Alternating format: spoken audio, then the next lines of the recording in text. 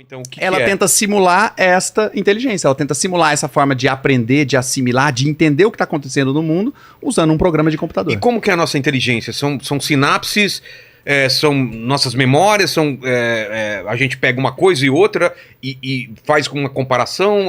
É difícil também, né? A definição pode vir de vários lados, né? Você tem na biologia, você tem na neurociência, na medicina, na matemática, mas eu gosto de usar um exemplo assim. Quando você aprendeu a escrever, alguém te ensinou as vogais, depois as consoantes. Então, A, E, I, O, U, B, C, D. Depois você juntou as duas. Ba, Be, Bi, Bo, Bu. Então você aprendeu lá o sujeito e o predicado, o objeto, o advérbio, o verbo. Quando você junta tudo isso, você escreve. Só que quando você aprendeu a falar, não tinha regra. Você simplesmente escutou. Toda vez que alguém falava um som parecido com água, água, água, aparecia um copo desse cheio e você matava a sede. A gente fez uma relação que isso é água. Exato, você aprende por assimilação. Tá. E os modelos de inteligência artificial, mas eu vou pedir pro Fábio me dar um suporte técnico aqui, eles replicam exatamente esse formato de aprender, o aprendizado por assimilação. Então é menos sobre ter as regras. Eles tentam replicar mesmo, não é um caminho diferente que eles fazem. Então eu achei interessante essa discussão de vocês, porque é uma coisa que não há um consenso ainda. Não é porque a gente não sabe, é porque tem muitas formas de definir, como vocês falaram.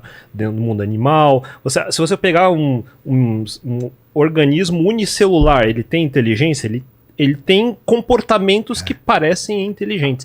E aí existe a definição também de se algo parece inteligente, ele é inteligente. Então, inteligência é só resolução de problemas, é só adaptação. Então, existe uma série de problemas na definição. E o problema de ciência da computação e matemática no geral é que quando uma coisa é mal definida, eu não tenho como implementá-la. Eu não tenho como fazer uma equação mais ou menos.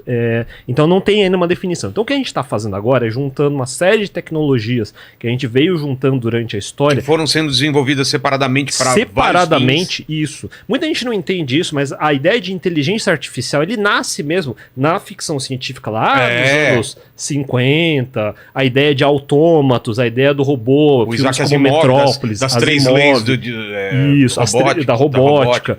São várias formas de tentar imaginar o que seria Frankenstein, por exemplo.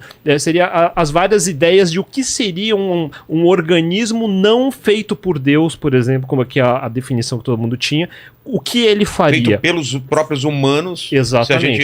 Se a gente seria capaz de replicar isso, né? Isso.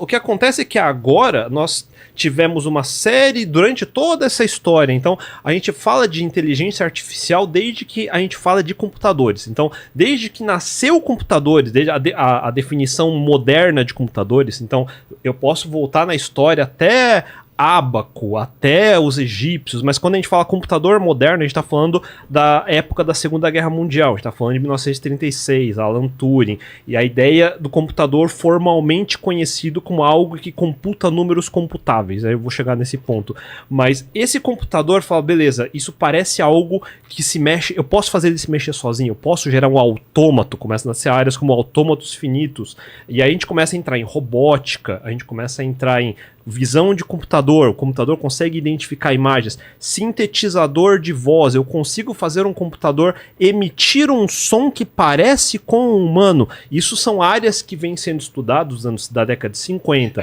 60, Tem o teste 70. de Turing que eu acho que hoje nem se aplica mais, essa ideia do teste de Turing. Não, né? porque o teste de Turing é facilmente quebrável, na verdade. Só para explicar para quem não sabe o que é teste de Turing, como você explicaria? Que seria digamos que eu fizesse perguntas pra alguém que tá atrás de uma parede. Que eu não tô vendo. Que eu não tô vendo. Então, se ela conseguir me enganar com respostas e eu achar que é uma pessoa, ela passou o teste de Turing.